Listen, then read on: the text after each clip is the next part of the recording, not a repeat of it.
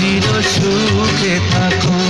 আমি একা সুখে দুঃখে হেসে যাব, বকুলের মতো ঝরিয়া মরো না। তুমি বন্ধু আমার চির সুখে থাকো। আমি প্রেমের বাগিচার মালি হয়ে মালা গেঁথেছিলাম তারে পরাবো বলে, সেই মা